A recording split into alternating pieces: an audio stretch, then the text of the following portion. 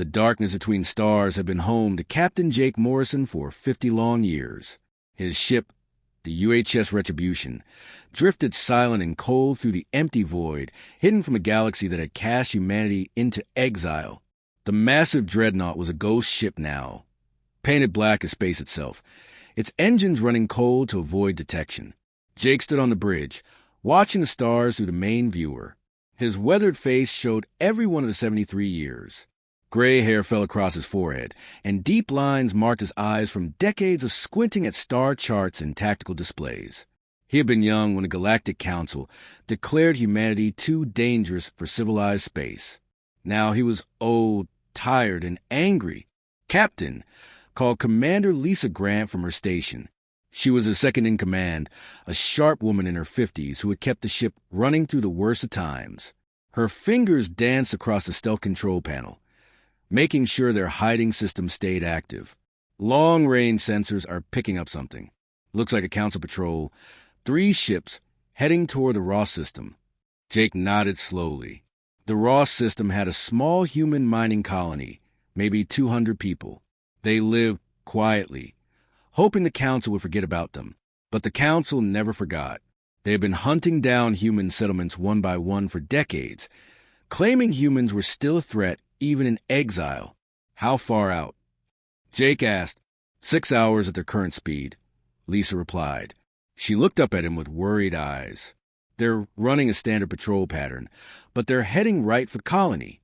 Jake walked to the tactical station where Chief Tactical Officer Rick Carter sat studying the sensor readings. Rick was younger than most of the crew, maybe 40 years old, with quick hands and a quicker mind for warfare. He had learned to fight during the exile years, when every day was a struggle to survive. "What's your read, Rick?" Jake asked. Rick pointed at his screen. 3 Zephyrian cruisers. Standard configuration. They're not trying to hide, which means they don't expect trouble. The colony probably doesn't even know they're coming. Jake felt the familiar weight of command settle on his shoulders. For 50 years, he had kept his crew alive by staying hidden, by avoiding fights they couldn't win. The Retribution was powerful, but it was just one ship against an entire galaxy that wanted humanity dead. Chief Engineer Tony Blake's voice crackled over the communication system. "Captain, I'm reading your thoughts from down here. The engines are ready if you want to move. We've got full power and all weapons are operational." Tony had been with Jake since the beginning of their exile. He was a large man with oil-stained hands and a gift for keeping old machines running. The Retribution was an old ship built for the last Great War, before humanity joined the galactic community. Tony had spent 50 years upgrading and modifying every system, turning it into something the Council had never seen before. Jake walked back to his captain's chair and sat down heavily. Around him, the bridge crew waited for his decision. These people had followed him through 5 decades of hiding and running. They trusted him to keep them alive. But Jake was thinking about the mining colony. 200 innocent people who just wanted to dig in the ground and raise their families. They had done nothing wrong except being born human. Soon, 3 council ships would arrive and kill them all, just like they had killed so many others. "Captain," Lisa said quietly, "we don't have to do anything. We can stay hidden. The council doesn't know we're here." Jake looked at her. Lisa was right, of course. They could stay hidden and let the colony die. It would be the smart choice, the safe choice. But Jake remembered when he was younger, when humans believed in protecting the innocent and fighting for what was right. "Tony," Jake said into his communication device, "how long to get to the Ross system?" "At full burn, about 4 hours," Tony replied. "But, Captain, if we light up the engines, every sensor in 3 sectors will see us coming." "Let them see us," Jake said. He stood up and faced his crew. "I'm tired of hiding. I'm tired of watching our people die while we sit in the dark like cowards." Navigation Officer Amy Foster looked up from her station. She was a young woman, maybe 30, born during the exile years. She had never seen Earth or the old human worlds. "Captain, are you sure about this? If we attack those ships, the whole council will know we exist." "They already know we exist," Jake said. "They've been hunting us for 50 years. The only difference is, now we're going to hunt them back. Rick Carter smiled grimly. About time, Captain. I've been waiting to show these aliens what humans can do when we stop running. Jake sat back down in his chair and looked at the stars one more time. Somewhere out there, 200 humans were going about their daily lives, not knowing that death was coming for them. But it didn't have to be that way. Not this time. Amy, plot a course of the Ross system. Full burn, Jake ordered. Lisa, bring all weapons online and drop the stealth field. Rick, I want a full tactical analysis of those ships. Find their weak points. Tony, Jake said into his communication device, give me everything you've got. It's time to remind the galaxy why they were afraid of us in the first place. The Retribution's engines roared to life for the first time in months. The great ship turned toward the Ross system and accelerated, leaving a trail of fire across the darkness. On the bridge, alarms sounded as systems came online. Weapon ports opened, shields powered up, and the ship's advanced targeting computers began tracking the 3 Council ships. Jake felt something he hadn't felt in decades. Hope. Not hope for victory, because victory seemed impossible. But hope that maybe, just maybe, they could make the galaxy remember that humanity would not go quietly into the night. The exile was ending, not because the Council had forgiven them, but because humanity was done asking for forgiveness. The stars ahead grew brighter as the Retribution raced toward its first battle in 50 years. Behind them, the empty void that had been their home was already fading into memory. There would be no going back now. The war for humanity's future was about to begin. The Ross system looked peaceful from a distance. Jake Morrison watched the main screen as they approached the mining colony. But something felt wrong. The 3 Council ships were already there, hanging in orbit around the small planet like metal vultures. Captain, Rick Carter called from his station, his voice tight with anger. I'm picking up debris fields. Lots of them. Jake's heart sank. They were too late.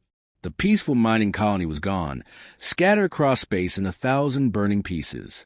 He could see the remains of simple buildings, farming equipment, and worse things that had once been homes and schools. Any survivors? Jake asked quietly. Amy Foster checked her sensors carefully. I'm reading one life sign. Very weak. It's coming from an escape pod about 10,000 kilometers from the planet.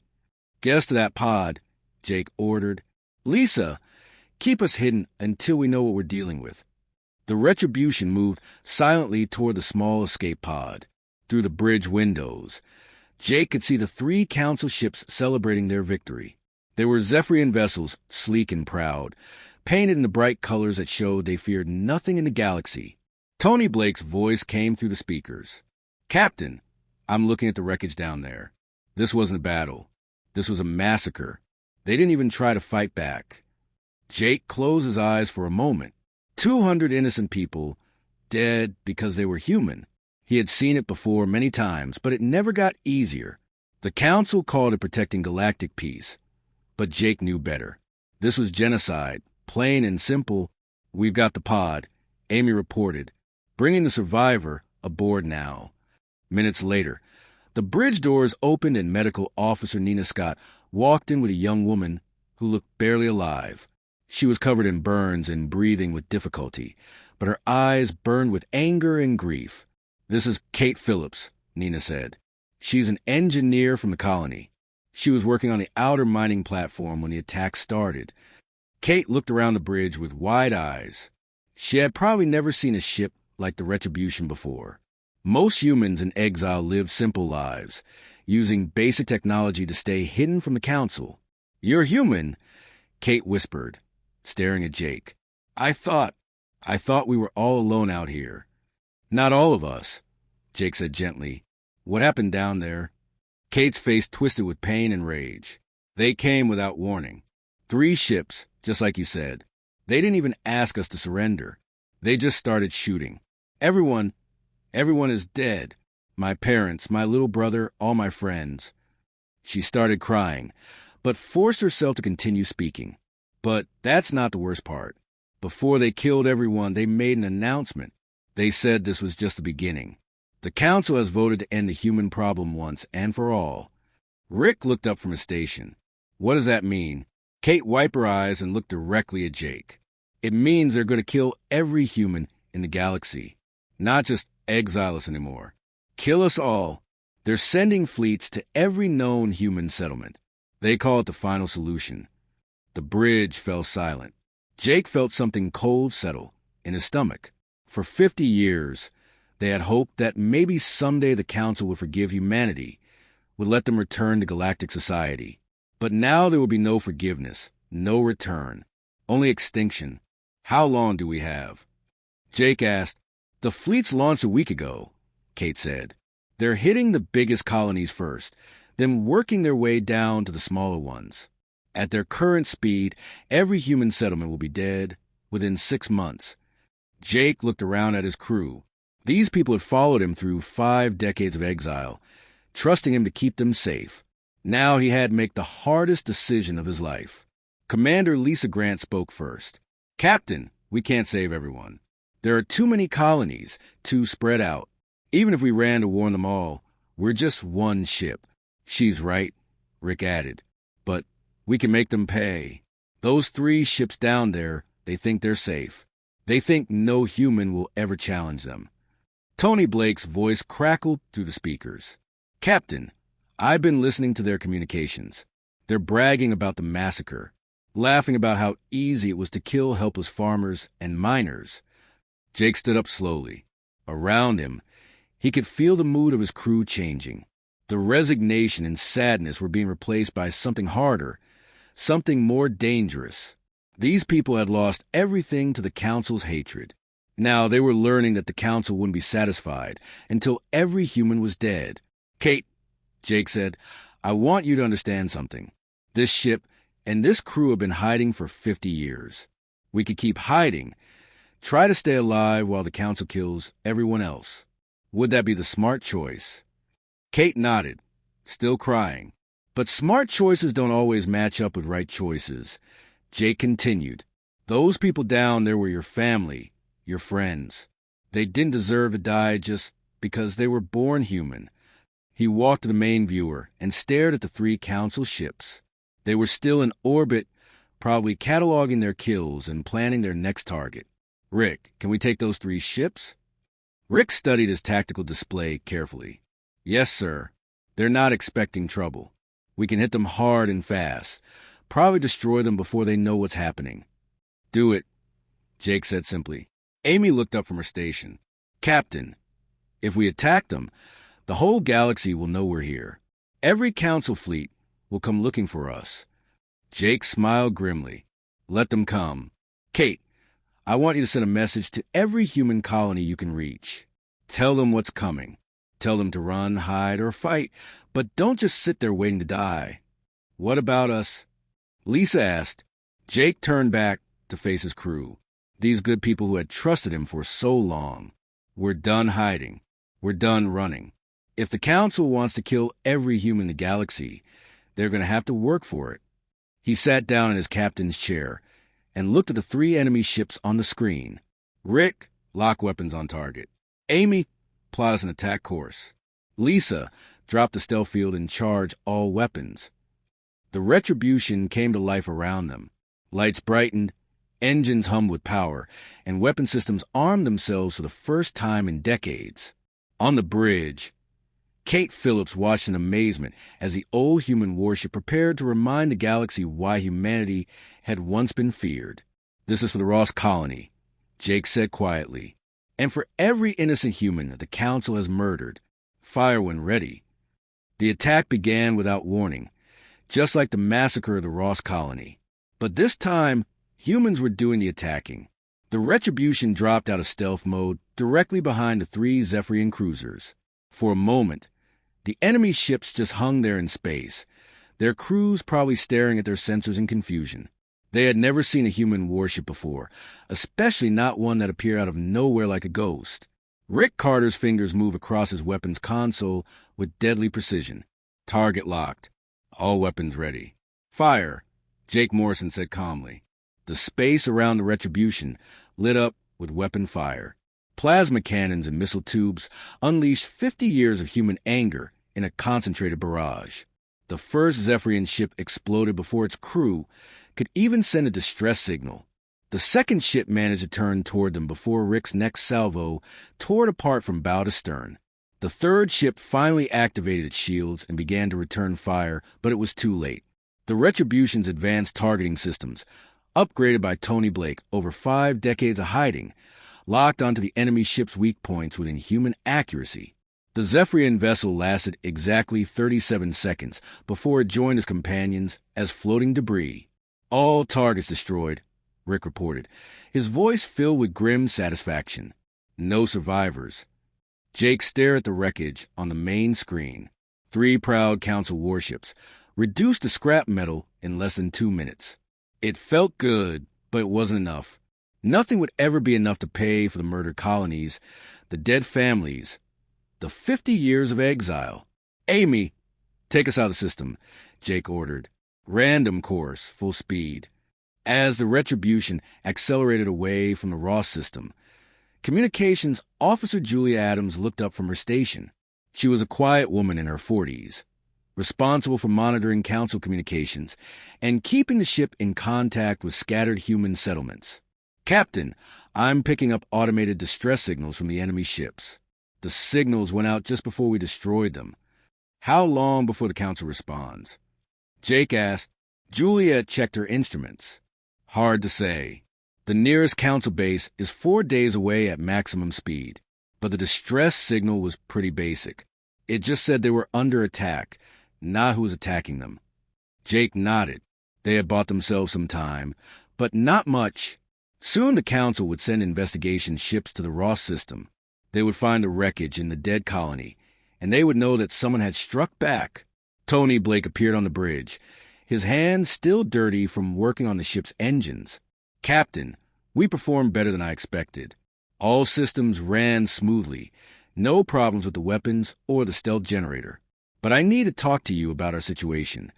What's wrong? Jake asked. Tony pulled up a display showing the ship's supply levels. We're running low on everything. Food, fuel, spare parts, medical supplies. We've been hiding for 50 years, living off scraps and salvage. If we're going to keep fighting, we need to find better sources of supply. Kate Phillips, still weak from her injuries but refusing to rest, stepped forward. I might be able to help with that. There are hidden human settlements that the Council doesn't know about. Small groups, maybe a few dozen people each, scattered across the Outer Rim territories. Intelligence Officer Mia Ross, who'd been quietly monitoring Council communications, looked up from her station. I'm intercepting Council fleet movements. It looks like they're deploying 3 major extermination fleets. One is heading toward the Centauri colonies, one toward the Outer Rim settlements, and one toward the independent mining stations in the asteroid fields. Jake felt his anger growing. The Council wasn't just hunting down known human settlements. They were being thorough, systematic. They wanted to make sure no human survived anywhere in the galaxy. How long before those fleets reached their targets? Jake asked. Mia studied her readings carefully. The Centauri fleet will arrive in 8 days. The Outer Rim fleet in 12 days. The asteroid fleet in 15 days. Can we stop them? Lisa asked. Rick ran quick calculations on his tactical computer. Not all of them. Each fleet has at least 20 ships. We might be able to hit 1 fleet if we plan carefully, but we can't be in 3 places at once. Jake walked to the main viewer and stared at the stars rushing past. Somewhere out there, thousands of innocent humans were going about their lives, not knowing that death was coming for them. The old Jake, the one who had spent 50 years hiding, would have picked one target and tried to save as many people as possible. But the old Jake was dead, killed in the wreckage of the Ross colony. Julia, I want you to send a message, Jake said. Broadcast it on all frequencies. Make sure every human settlement in the galaxy receives it. What should the message say, Captain? Jake turned to face his crew, these good people who had trusted him through 5 decades of exile. Now they were looking at him with something he hadn't seen in years. Hope. Tell them that humanity is no longer hiding. Tell them that the UHS Retribution has returned to remind the galaxy that humans don't surrender. Tell them to prepare for war. He paused. thinking about the thousands of humans who would receive that message. Some would hide, some would run, but some would fight. And fighting humans were the most dangerous creatures in the galaxy. And Julia, add this. Any human who wants to join us should head for the Kepler sector. We'll be conducting operations there for the next few weeks. Amy looked up from her navigation station. Captain, the Kepler sector has a major council supply depot. It's heavily defended. I know, Jake said with a cold smile. That's why we're going there. If the council wants to kill every human in the galaxy, they're going to need a lot of supplies. Time to start cutting their supply lines. Kate Phillips stared at him with something like awe. You're really going to take on an entire galactic council? Just one ship against 1,000 worlds. Jake sat down in his captain's chair and looked around at his crew. Rick was already plotting attack patterns on his tactical display. Amy was calculating jump coordinates to the Kepler sector.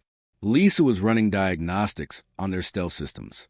Tony was probably down in engineering, preparing the ship for another battle. These people had followed him through 50 years of hiding and running. Now they were following him into a war they couldn't possibly win. But maybe winning wasn't the point. Maybe the point was to make the council pay such a high price for genocide that they would think twice about trying it again. Kate, Jake said, I want you to understand something. We're probably all going to die in the next few weeks. The council has thousands of ships, millions of soldiers. We're just one old human warship with a crew of 53 people. Kate nodded, her eyes bright with tears and determination. But before we die, Jake continued, we're going to remind the galaxy what happens when you corner a human and give them nothing left to lose. The council thinks they can wipe us out like insects. Time to show them that even insects can sting. The Kepler sector supply depot hung in space like a metal city. Massive storage containers surrounded the central station, filled with food, fuel, and weapons for council fleets. A dozen defensive platforms protected the facility, along with a squadron of 6 heavy cruisers patrolling the area. Jake Morrison studied the tactical display from his captain's chair. The depot was exactly what they needed to hurt the council's war effort, but it was also the most heavily defended target they had faced since leaving exile. Rick, what's your assessment? Jake asked. Chief Tactical Officer Rick Carter highlighted different sections of the depot on his screen. 12 defensive platforms, each with heavy plasma cannons and shield generators.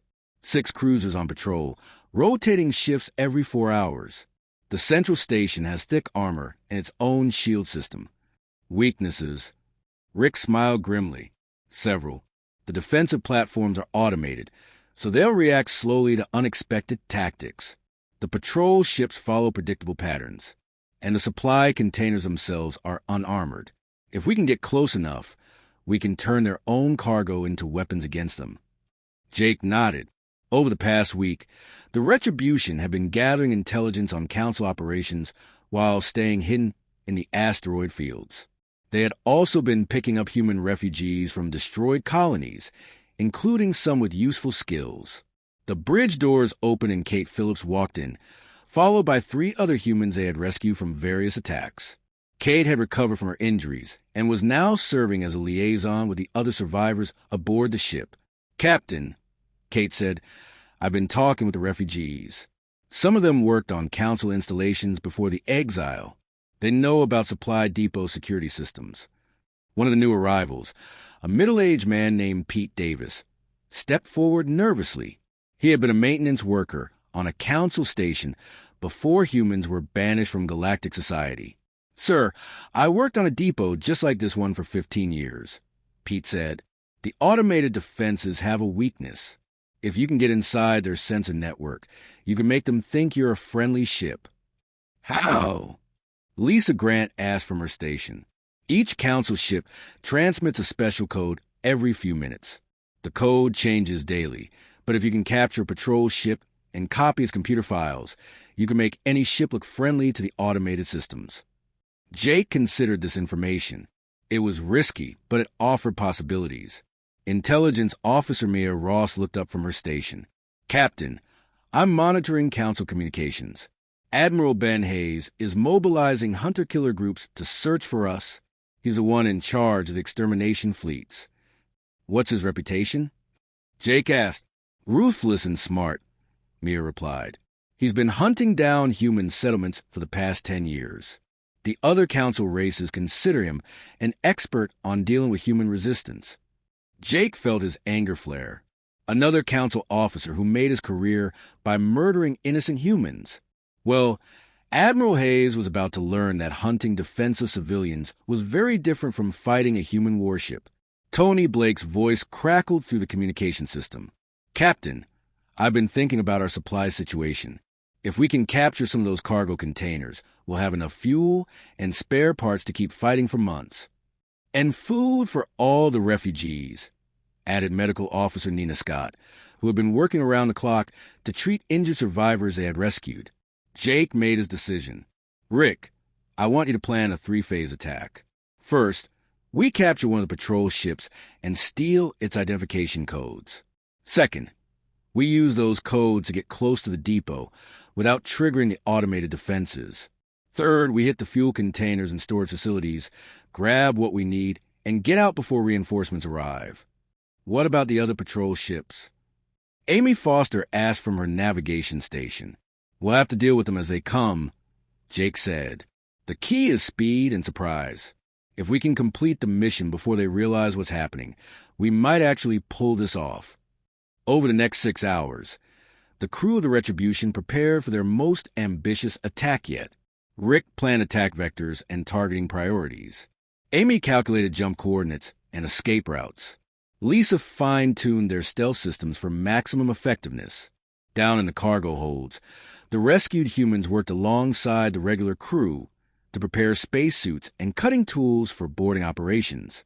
Marine Commander Dale Young, a tough woman in her 40s, organized the boarding parties that would capture the patrol ship. Captain, Dale reported, we're ready for the boarding operation. My team has practiced the assault plan 6 times. We can take a council ship in under 5 minutes. Jake nodded. Dale had been with him since the early years of exile, and she had never failed to complete a mission. The first phase began at 0300 ship time. The Retribution approached the patrol route of the furthest council cruiser, staying hidden behind a small asteroid. When the enemy ship passed their position, the human warship dropped out of stealth and fired a precisely targeted burst that disabled the cruiser's engines and communication system without destroying the ship. Dale's boarding party moved fast. Using small transport pods, they crossed the disabled council ship and cut through the hull in 3 places.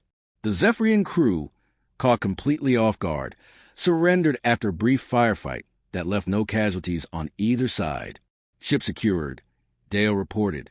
We have 12 prisoners and complete access to their computer systems. Pete Davis, the former maintenance worker, was part of the boarding party. He quickly accessed the council ship's navigation computer and downloaded the daily identification codes. Got them, Pete announced. These codes will make us look like a supply ship to the automated defenses. The second phase went smoothly. Using the stolen codes, the Retribution approached the supply depot disguised as a council transport. The automated defenses ignored them completely, and the remaining patrol ships paid no attention to what appeared to be a routine supply delivery. We're inside their defensive perimeter, Amy reported quietly, all systems reading normal. Begin Phase 3, Jake ordered. What happened next will be talked about in military academies for decades to come. The Retribution, disguised as a harmless supply ship, suddenly opened fire on the fuel store containers with devastating precision. The explosions lit up space as millions of gallons of Starship fuel ignited in chain reactions. While the depot's defenders scrambled to respond, Rick's weapons targeted the food storage areas, the spare parts warehouses, and the ammunition bunkers. Within minutes, the Council's largest supply depot in the sector was a burning ruin. The automated defense platforms finally recognized the Retribution as an enemy and began firing, but it was too late. The human ship was already moving away at full speed, its cargo holds filled with captured supplies. All objectives completed, Rick reported as they cleared the defensive perimeter. Estimated damage to Council supply operations, 6 months of delays for their extermination fleets. Any pursuit? Jake asked. Amy checked her sensors. 2 patrol ships trying to follow us, but we're faster. They'll lose us in the asteroid field. Jake allowed himself a moment of satisfaction. They had struck a real blow against the Council's war machine, captured enough supplies to keep fighting for months, and proved that human ingenuity could overcome superior numbers and firepower. But their victory came at a price. As they entered the asteroid field to lose their pursuers, Julia Adams picked up a Council-wide broadcast from Admiral Hayes. All Council forces. The Admiral's voice announced, the human terrorist ship has revealed itself. Any human settlement that provides aid or comfort to these criminals will be destroyed immediately. No mercy will be shown to any human, anywhere in the galaxy. Jake closed his eyes. Their success had just made life more dangerous for every surviving human in the galaxy. But there was no going back now. The war had begun, and they were committed to seeing it through to the end. 3 weeks after the Kepler Depot attack, the Retribution had become a legend throughout the galaxy. Council ships traveled in groups now, afraid to patrol alone. Supply convoys required heavy escorts. Even the mighty Zephyrian Empire had started looking over its shoulder. Jake Morrison stood in the ship's briefing room, surrounded by his senior officers and the leaders of the human refugees they had rescued. The room was crowded with over 30 people, all of them looking to him for answers he wasn't sure he had. What's our current situation, Mia? Jake asked. Intelligence Officer Mia Ross activated a holographic display showing the galaxy. Red dots marked Council fleet positions, while blue dots showed known human settlements that were still alive. Admiral Hayes has pulled 12 battle groups out of the extermination campaign to hunt for us, Mia reported. That's nearly 200 ships looking for the Retribution. The good news is that it's delayed their attacks on human colonies by at least a month. Kate Phillips, who had become the unofficial leader of the rescued civilians, raised her hand. What about the colonies that were supposed to be attacked this week? Still alive, Mia said with a slight smile. The Council is too worried about us to stick to their original timeline. We've bought our people some time. Jake nodded, but he wasn't satisfied. They had saved some lives by disrupting the Council's plans, but they couldn't run forever. Eventually, Admiral Hayes would corner them, and when that happened, the extermination campaigns would resume. Chief Tactical Officer Rick Carter highlighted several areas on the star map. Captain, we've identified 3 major Council fleet bases in this sector. If we could hit one of them, we might be able to... No, Jake interrupted. Those bases are too heavily defended. We'd be throwing our lives away for minimal damage. The room fell silent. Jake could see the disappointment in their faces. These people wanted to strike back at their oppressors, to make the Council pay for 50 years of persecution. But Jake had to balance their desire for revenge with the reality of their situation. Tony Blake leaned forward in his chair. Captain, what if we changed our approach? Instead of attacking military targets, we focus on propaganda. What do you mean? Jake asked. The Council has spent decades telling the galaxy that humans are violent monsters who threaten galactic peace, Tony explained. But what if we could show them the truth? What if we could broadcast evidence of what the Council is really doing to innocent human families? Communications Officer Julia Adams nodded enthusiastically. I've been monitoring Council news broadcasts. Most alien species don't know about the extermination campaign. They think humans are just being relocated to isolated worlds. Jake considered this. The Council's power depended partly on the support of other alien species. If those species learn the truth about genocide being committed in their names, it might change the political situation. The problem is getting close enough to Council territory to make such a broadcast, Lisa Grant pointed out. Their communication networks are heavily protected. Pete Davis, the former maintenance worker, spoke up from the back of the room. Actually, there might be a way. I worked on communication relay stations for 15 years. Most of them only have skeleton crews, and their security is focused on preventing sabotage, not military attacks. Jake looked at Pete with new interest. Go on. If we could capture a major relay station, we could broadcast to hundreds of star systems at once. The message would reach every alien world in 3 sectors before the Council could stop it. Rick pulled up tactical information, on his portable computer. There's a major relay station in the Vega system. It's only lightly defended because it's deep in Council space. They don't expect any threats that far from the frontier. Jake studied the information. The relay station was protected by only 2 patrol ships and some automated defenses. More importantly, it was located near a nebula that would provide cover for their approach. What kind of evidence do we have? Jake asked. Kate Phillips stood up, her face pale but determined. I recorded everything that happened at the Ross colony. The whole attack is stored in my personal data recorder. The Council ships didn't even try to accept surrender. They just murdered everyone. Other rescued humans began speaking up. They had recordings, documents, personal testimonies of atrocities committed against peaceful human settlements. Together, they had enough evidence to prove that the Council was committing systematic genocide. How long will we have to hold the relay station to make the broadcast? Jake asked Julia. Maybe an hour to reach all the target systems, Julia replied. But the moment we start transmitting, every Council ship in 3 sectors will know where we are. Jake looked around the room at the faces of his people. They were asking him to risk everything on a plan that probably wouldn't work. Even if they successfully broadcast the evidence, there was no guarantee that alien species would care about human genocide. But as he thought about it, Jake realized they didn't have many other options. They could keep running hit-and-run attacks for a few more months, but eventually Admiral Hayes would catch them. When that happened, the extermination campaign would resume, and every human in the galaxy would die. All right, Jake said finally. We'll try it, but everyone needs to understand the risks.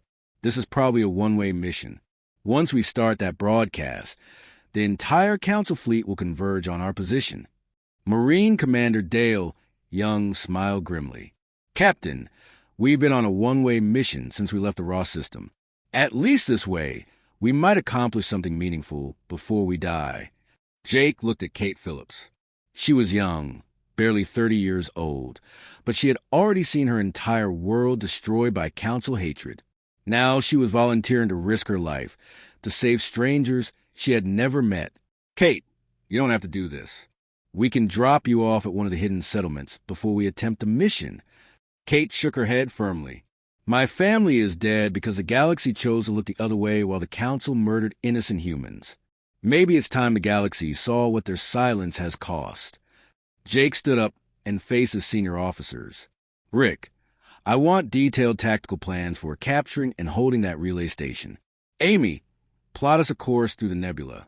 We'll use the gas clouds to mask our approach. Lisa, make sure our stealth systems are operating perfectly.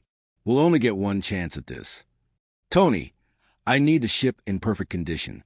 If we're going to broadcast to hundreds of worlds, our communication systems need to work flawlessly. Julia, start preparing the transmission packages. I want documentation of every atrocity the Council has committed against human civilians. As his officers dispersed to prepare for the mission, Jake remained in the briefing room with Kate Phillips and Pete Davis. These 2 civilians had already contributed more to their cause than most trained soldiers. Pete, are you sure about the security setup at relay stations? Jake asked. Positive, Captain. I helped install the systems on a dozen different stations. They're designed to prevent sabotage and technical failures, not military assault. Jake nodded and turned to Kate. Are you ready to tell the galaxy what really happened at the Ross colony? Kate's eyes hardened with determination. I've been ready since the day they murdered my family. It's time for the galaxy to learn the truth about the Galactic Council's final solution. Jake looked out the briefing room window at the stars rushing past. Somewhere out there, Admiral Hayes was hunting for them with 200 warships. Somewhere else, innocent humans were dying because the galaxy had chosen to believe Council propaganda instead of investigating the truth. In 48 hours, that would change. The galaxy would hear the truth about human genocide, broadcast in the heart of Council space by the crew of a single human warship that refused to surrender. Whether anyone would listen was another question entirely. The Vega relay station hung in space like a giant metal flower, its communication arrays reaching out toward distant star systems. Jake Morrison watched it through the main viewer as the Retribution drifted silently through the nebula that concealed their approach. 2 patrol ships, just like Pete said. Rick Carter reported from his tactical station. Light cruisers, probably bored out of their minds from routine patrols in safe council space. Automated defenses? Jake asked. Minimal. Some sensor platforms and a few defensive satellites, but nothing designed to stop a military attack. They're clearly not expecting trouble this far from human space.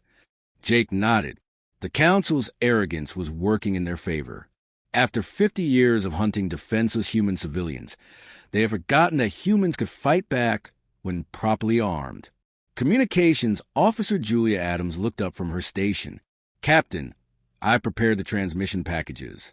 We have video testimony from 12 survivors, documented evidence of attacks on 17 colonies, and intercepted Council communications discussing the final solution. How long to broadcast everything? Jake asked. 43 minutes to reach all target systems in the 3 neighboring sectors. That includes the major alien homeworlds and most of the Council government centers. Lisa Grant checked her stealth systems one more time. We're still invisible to their sensors. The nebula is providing excellent cover. Jake stood up from his captain's chair. In a few minutes, they would attack the relay station and begin broadcasting the truth about Council genocide to hundreds of alien worlds. It was their best chance to turn galactic opinion against the extermination campaign. It was also probably their last mission. Admiral Hayes had positioned fleet groups throughout the sector, ready to converge on any position where the retribution revealed itself. Once they started broadcasting, every Council ship within 50 light-years would race toward the Vega system. All hands, this is the captain, Jake announced over the ship's communication system. In 5 minutes, we will attack the Vega relay station and begin broadcasting evidence of Council atrocities to the galaxy. This is probably our last chance to save the human species from extinction. He paused, thinking about the words that might be his final speech to the crew that have followed him for so many years. Some of you have been with me since the beginning of our exile. Others joined us recently, after watching your homes destroyed by Council hatred. All of you have chosen to stand up and fight, instead of hiding in the darkness. Throughout the ship, 53 humans listened to their captain's words. In the engine room, Tony Blake made final adjustments to the power systems. In the medical bay, Nina Scott prepared for incoming casualties. In the cargo holds, the rescued civilians huddled together, knowing they were about to witness history. Today, we remind the galaxy that humanity will not go quietly into extinction. Today, we show them the truth about what the Council has done in the name of galactic peace. Whatever happens next, remember that you stood up for what was right when it mattered most. Jake closed the communication channel and looked at his bridge crew. These people had become his family during the long years of exile. Soon they might all be dead, but they would die knowing they had tried to save their species. Begin the attack, Jake ordered quietly. The Retribution dropped out of stealth mode and accelerated toward the relay station. The 2 patrol cruisers were caught completely off guard, their crews probably drinking coffee and complaining about the boring assignment in safe Council space. Rick's weapons targeted the patrol ships with devastating precision. The first cruiser exploded before its crew could even send a distress signal. The second ship managed to raise its shields, but Rick's follow-up barrage tore through its defenses and left it a drifting wreck. Patrol ships destroyed, Rick reported, moving to neutralize automated defenses. Defensive satellites around the relay station were designed to stop saboteurs and pirates, not military warships. The Retribution's advanced weapon systems made short work of them, clearing a path to the communication facility. Station secured. Dale Young reported as her Marines boarded the relay facility. 12 Council technicians in custody, all communication arrays under our control. Julia, begin the broadcast, Jake ordered. Throughout the galaxy, routine entertainment and news programs were interrupted by an emergency transmission. On hundreds of alien worlds, billions of beings watched in shock as Kate Phillips appeared on their screens, standing in the wreckage of the Ross colony. "My name is Kate Phillips," she began, her voice steady despite her tears. "I am human, and I am the sole survivor of the Ross mining colony. 3 days ago, Council warships murdered my family, my friends, and everyone I had ever known. The transmission showed video footage of the attack, recorded from Kate's data recorder. Council ships firing on defenseless buildings, explosions tearing apart homes and schools, the bodies of children scattered across the landscape. This is what the Galactic Council calls protecting the peace. Kate continued. This is their final solution to the human problem. Not exile, not relocation. Genocide. The systematic murder of every human man, woman, and child in the galaxy. Other survivors appeared on screen, telling their stories of council atrocities. A farmer from the Centauri colonies described watching his children die in orbital bombardment. An engineer from an asteroid mining station showed footage of council troops executing surrendering civilians. On the bridge of the Retribution, Jake watched Admiral Hayes' response to their broadcast. Council ships throughout 3 sectors were changing course, racing toward the Vega system at maximum speed. How many ships are heading our way? Jake asked. Mia Ross studied her sensor readings grimly. 47 confirmed, probably more. Admiral Hayes is bringing everything he has. Time until they arrive? The first wave will be here in 23 minutes. Amy Foster reported from her navigation station. We need to finish the broadcast and get out of here. But Jake wasn't planning to run this time. The transmission was showing the galaxy undeniable proof of council genocide, but it needed something more to make an impact. It needed a final act that would be remembered forever. Julia, how much more of the broadcast is left? 18 minutes, Captain. We're currently showing intercepted council communications where they discuss killing human children to prevent future resistance. Jake made his decision. Continue the transmission. We stay until it's finished. Lisa looked at him with concern. Captain, we can't fight 47 ships. Even if we run now, we might not escape. We're not running, Jake said quietly. This broadcast is the most important thing we've ever done. If we abandon it now to save our own lives, we'll have failed every human who died trusting us to protect them. Rick checked his weapon systems. All weapons charged and ready, Captain. If we're making our last stand here, let's make it count. Throughout the ship, the crew prepared for the final battle. Tony Blake pushed the engines to maximum output, knowing they would never need to run again. Nina Scott set up emergency medical stations, ready to treat wounded crew members. Dale Young armed the civilians with small weapons, giving them a chance to fight for their lives. On alien worlds across 3 sectors, billions of beings watched the human survivors tell their stories of survival and loss. For the first time, the galaxy was seeing the truth about what the Council had done to humanity. Some aliens turned off their screens in disgust.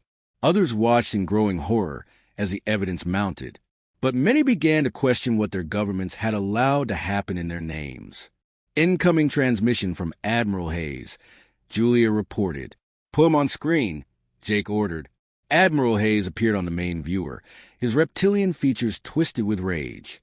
Behind him, Jake could see the bridge of a massive Council Dreadnought, far larger than the Retribution. Human terrorists, Admiral Hayes snarled.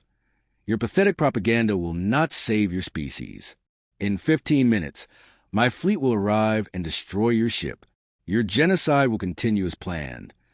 Jake looked directly at the alien admiral who had made his career murdering human civilians.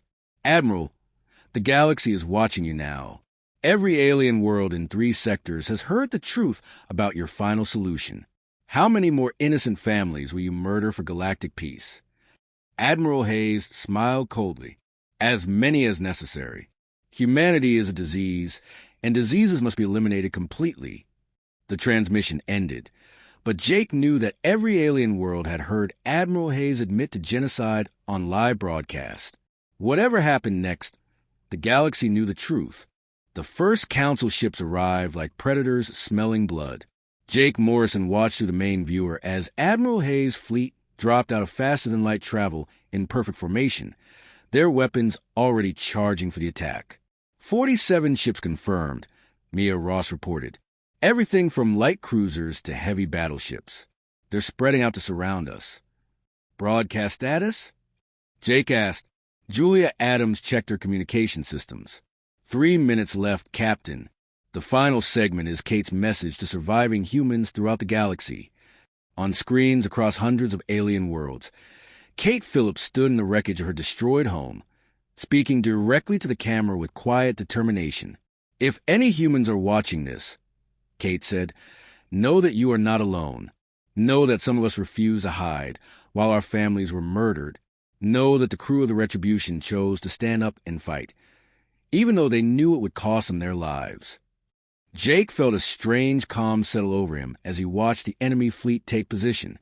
For 50 years, he had carried the weight of keeping his people alive, of making impossible choices in an impossible situation. Soon that burden would be lifted. "Captain," Rick Carter called from his tactical station, "Admiral Hayes is hailing us." "Put him through," Jake replied. The alien admiral appeared on screen, his reptilian features twisted with satisfaction. "This is your final chance, human. Surrender now, and your crew will be given quick deaths. Continue to resist, and I will make sure you die slowly." Jake looked around his bridge at the faces of his officers. Lisa Grant at her engineering station, keeping their aging ship running through sheer determination. Rick Carter at tactical, ready to make every shot count in the coming battle. Amy Foster at navigation, calculating escape routes they would never use. "Admiral," Jake said calmly, "I have a counterproposal. Leave human space immediately, an extermination campaign, and maybe the galaxy will forgive you for committing genocide." Admiral Hayes laughed, a harsh sound that echoed through the communication channel. "The galaxy has already forgotten about your pathetic species. In 1 hour, you will all be dead, and the final solution will continue as planned." The transmission ended. Around the Retribution, 47 Council warships moved into attack formation, their weapon ports glowing with deadly energy. "Broadcast complete," Julia announced. "The truth about Council genocide has been transmitted to 300 alien worlds across 3 sectors." Jake nodded.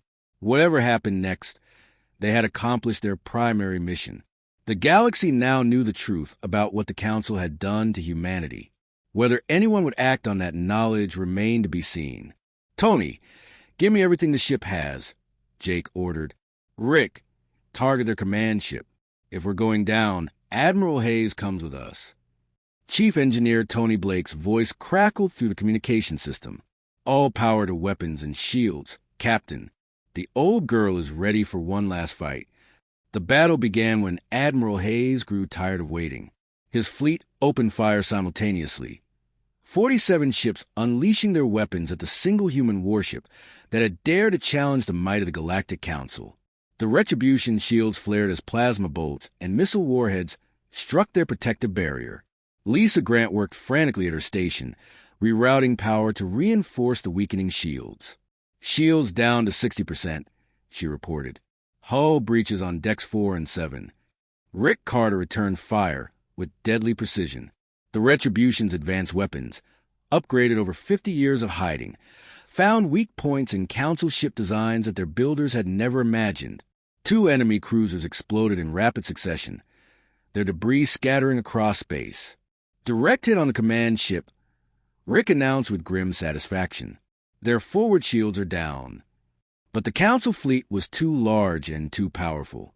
More enemy ships arrived every few minutes, drawn by Admiral Hayes' calls for reinforcement. Soon over 60 ships surrounded the lone human warship, pouring fire into its weakening defenses. In the engine room, Tony Blake fought to keep their systems running as explosions rocked the ship. Coolant lines ruptured and power conduits overloaded, but the veteran engineer refused to let his ship die easily. Medical Officer Nina Scott moved through the corridors, treating wounded crew members as they fell at their stations. In the cargo holds, the civilian refugees huddled together, listening to the sound of their protectors fighting and dying above them. Shields failing, Lisa reported as another barrage struck their defenses. "I'm reading massive damage to the primary power systems." Jake looked at the tactical display. The Retribution had destroyed 8 enemy ships and damaged a dozen more, but it wasn't enough. Admiral Hayes still had over 50 ships in perfect fighting condition. "Captain," Kate Phillips appeared on the bridge, her face pale but determined. "Let me help. I can operate the secondary weapons console." Jake nodded. At this point, every person on the ship was a soldier. Kate took her position and began targeting enemy ships with the same grim focus that had kept her alive during the Ross Colony massacre. The battle raged for 20 minutes, but the outcome was never in doubt. The Council fleet slowly battered down the Retribution's defenses, overwhelming their shields and tearing holes in their hull. Main power failing. Tony reported from engineering. I'm switching to emergency batteries, but we only have a few minutes left. Hull breaches on 12 decks, Lisa added. Life support is failing in sections 4 through 8. Jake made his final decision as captain of the Retribution. All hands abandon non-essential positions and report to the bridge. We'll make our last stand together. Throughout the ship, the surviving crew members left their stations and gathered on the bridge. Tony Blake, his clothes torn and hands burned from fighting fires in the engine room. Nina Scott, exhausted from treating the wounded. Dale Young, still carrying her weapon despite injuries from a hull breach. Pete Davis and the other civilians, standing ready to fight beside the professional soldiers who had saved their lives. Rick, do we still have weapons? Jake asked. Minimal power to forward plasma cannons, Rick replied. Maybe enough for one more shot. Jake looked at the main viewer, where Admiral Hayes' command ship hung in space, its forward shield still down from Rick's earlier hit. The alien admiral had personally overseen the murder of thousands of innocent humans. Now he was close enough for revenge. Target the command ship, Jake ordered. Let's give Admiral Hayes something to remember us by. The Retribution's last shot was perfect. The plasma bolt struck Admiral Hayes' ship directly in the bridge section, punching to the weakened armor and exploding deep inside the enemy vessel. The mighty Council Dreadnought shuddered, listed to one side, and began venting atmosphere into space. Direct hit, Rick reported with satisfaction. The command ship is crippled. Jake felt a moment of grim pleasure. Admiral Hayes might survive, but his ship was out of fight. The alien who had built his career on murdering human civilians had finally faced armed humans willing to fight back. The Council fleet's return fire ended the Retribution's war. Dozens of plasma bolts and missile warheads struck the human ship simultaneously, overwhelming the last of its defenses. The bridge filled with smoke and sparks as systems overloaded and failed. Jake looked around at his crew one last time. These good people had followed him through 50 years of exile and 3 weeks of impossible victories. Now they were going to die together, but they were dying as free humans who had chosen to fight rather than surrender. It's been an honor serving with all of you, Jake said quietly. The final barrage struck the Retribution's hull and tore the great ship apart. But even as a human warship died, its sacrifice was already changing the galaxy. On hundreds of alien worlds, billions of beings had watched the truth about Council genocide. They had seen Admiral Hayes admit to systematic murder on live broadcast. They had witnessed a single human crew choose death before surrender. And some of them began to question whether the Galactic Council truly represented justice and peace, or something far darker. The wreckage of the UHS Retribution drifted silent and cold through space, its hull torn open by the final Council barrage. Admiral Hayes floated in an escape pod among the debris, his own command ship crippled by Captain Jake Morrison's last shot. The alien admiral stared at the destroyed human warship with a mixture of rage and grudging respect. 53 humans had held off 60 Council ships for over 20 minutes. They had destroyed 8 warships and damaged dozens more before finally being overwhelmed. Even in death, they had cost the Council more than any human resistance in 50 years of exile. But Admiral Hayes wasn't thinking about military casualties. He was thinking about the broadcast that had reached hundreds of alien worlds before the Retribution's destruction. For the first time in galactic history, the truth about the final solution had been revealed to species beyond the Council's inner circle. 3 days after the battle, the consequences began.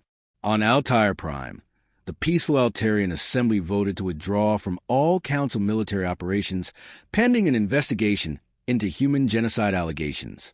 The Altarians had contributed medical ships and supply vessels to the extermination fleets, believing they were supporting a humanitarian relocation program. On Beta Centauri, massive protests erupted when the truth about human extinction became public knowledge. The Centaurian people had always prided themselves on protecting the innocent, and they were horrified to learn that their government had quietly supported systematic murder. On Rigel 7, the powerful Rigelian Trade Federation announced an immediate embargo on all Council military supplies. The Rigelians controlled most of the galaxy's advanced manufacturing, and their withdrawal crippled the Council's ability to maintain their fleet operations. Admiral Hayes watched his carefully planned extermination campaign fall apart as one alien species, after another, withdrew support from the Council. Some were horrified by the evidence of genocide. Others were angry about being lied to by their own governments. All of them had been changed by Kate Phillips' broadcast and Jake Morrison's sacrifice. 6 months after the destruction of the Retribution, the Galactic Council was facing the largest political crisis in its 1,000-year history. The Zephyrian Empire, which had dominated Council politics for centuries, found itself isolated as former allies abandoned them. On Earth's old colony worlds, scattered human survivors began emerging from hiding. They had heard Kate Phillips' message and Jake Morrison's final transmission. They knew that 53 humans had chosen to stand up and fight rather than wait for death. Inspired by the Retribution's example, they began organizing their own resistance cells. The human colonies were small and weak, but they were no longer alone. Alien species that had withdrawn from the Council began secretly providing supplies and intelligence to human resistance groups. The Altarians sent medical aid. The Centaurians provided weapons. The Rigelians offered advanced technology. Admiral Hayes tried to continue the extermination campaign, but his fleets were falling apart. Without alien support, the Council couldn't maintain the massive military operation required to hunt down every human in the galaxy. Ships broke down without Rigelian spare parts. Crews went hungry without Altarian food supplies. Intelligence networks collapsed without Centaurian cooperation. 1 year after the Vega broadcast, organized human resistance controlled 3 star systems and was expanding rapidly. The survivors called themselves the Free Human Federation, and they flew the Retribution's colors in memory of Jake Morrison and his crew. The Federation's first official act was to rescue the remaining prisoners from Council labor camps. These humans, who had been sentenced to die for the crime of being born human, were liberated by mixed fleets of human ships and alien allies. Admiral Hayes made one last attempt to crush the growing human resistance. He gathered the remaining loyal Council forces and launched a major offensive against the Federation's capital world. But the Battle of New Terra was not like the old days of hunting defenseless civilians. The humans were armed now, supported by alien allies, and fighting for their right to exist. Admiral Hayes' fleet was destroyed in a devastating defeat that ended Council military power forever. The alien admiral himself was captured and put on trial for crimes against humanity. 2 years after Jake Morrison's death, the Galactic Council officially dissolved. The Zephyrian Empire, abandoned by all its former allies, agreed to peace negotiations with the Free Human Federation. The treaty that ended the war established humanity's right to exist as equals among the stars. But the greatest victory was not political or military. It was a memorial that alien species erected at the site of the Vega Relay Station. The monument honored the crew of the Retribution and all the humans who had died during the 50 years of exile and genocide. The inscription, written in dozens of alien languages, read simply, "They refuse to surrender." Kate Phillips, now an old woman serving as the Federation's first president, stood before the memorial on the 5th anniversary of the Vega broadcast. Around her, representatives from hundreds of alien worlds gathered to remember the humans who had died fighting for truth and justice. Jake Morrison and his crew knew they were going to die, Kate told the assembled crowd. They knew that one ship couldn't defeat an entire empire, but they also knew that sometimes you have to stand up and fight, even when you can't win, because someone needs to tell the truth. She looked up at the stars where the Retribution had made its final voyage. The galaxy learned that day that humans don't surrender easily. We learned that even the most powerful empire can fall when its people discover the truth about genocide committed in their names. Kate paused, thinking about the mining colony where she had lost her family, about the long journey from refugee to resistance leader to president of a free human nation. But most importantly, we learned that no species has a right to decide that another species doesn't deserve to exist. The Retribution's crew died to teach us that lesson. We honor their memory by making sure the galaxy never forgets it. As the ceremony ended and the alien diplomats returned to their ships, Kate remained at the memorial. She placed a small bouquet of earth flowers at the base of the monument, the same type of flowers that had grown in her mother's garden on the Ross colony. "Thank you, Jake," she whispered to the stars. "Thank you for showing us how to fight back." In the distance, human and alien ships moved through space together, no longer enemies but partners in building a galaxy where no species would face extinction for being different. The age of human exile was over. The age of equality among the stars had begun, and it had all started with one old human warship that refused to surrender, even when surrender seemed like the only rational choice. The retribution was gone, but its legacy would live forever in the free galaxy that Jake Morrison and his crew had died to create. The lone Dreadnought had indeed broken humanity's banishment, not through conquest, but through the power of truth and the courage to stand up for what was right, no matter the cost.